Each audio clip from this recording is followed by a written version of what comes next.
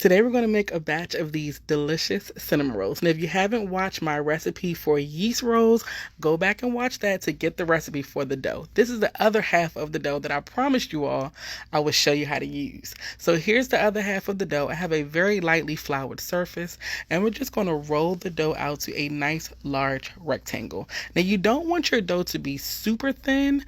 It's going to be thin, but I would say about a third to a quarter of an inch thickness. So you're going to roll it out. Once it's rolled out to that nice large rectangle, we're going to top it with 1 stick of softened, unsalted butter. You want it to be softened, almost melted, because you want to be able to spread the butter all over your dough.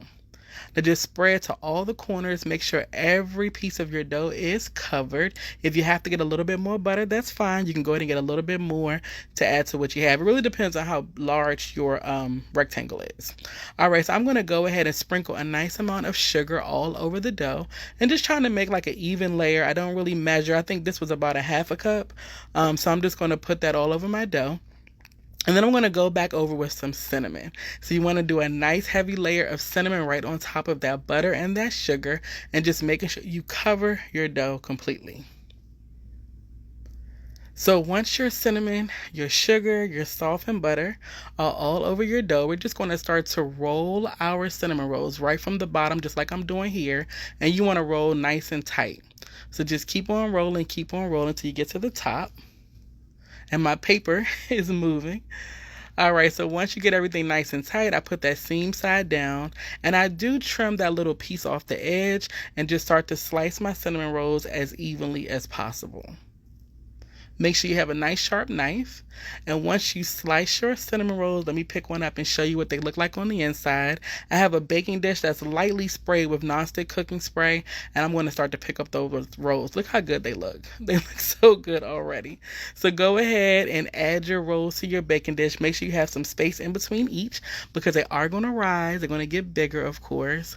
So you just want to put them right into your pan. Each of these looks so good.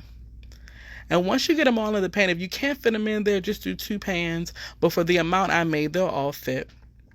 Go ahead and just put them all in there.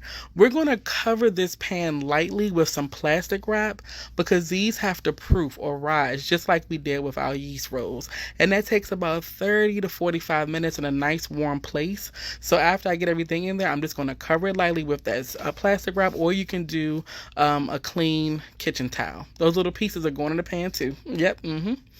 Everything's going in the pan. Now I press mine down just a little bit. You don't have to do that. That's just something I do out of habit. So here comes that plastic wrap loosely on top. And I always put my bread or cinnamon rolls over by the stove where it's nice and warm, just to make sure they rise like they need to. So after about 30 or 45 minutes, they'll look like this. You're going to pop them in a 350-degree oven for about 15 to 18 minutes. They'll look just like this. They smell divine. They smell as good as they look, which is wonderful. I made a quick icing with powdered sugar, melted butter, a little bit of milk, and vanilla. And then I put my cinnamon rolls into a little container. I'm going to drizzle over this easy icing recipe. You can also top it with a cream cheese frosting, and it's time to enjoy. Hopefully you give it a try. I'll talk to you later. Bye. Love you all.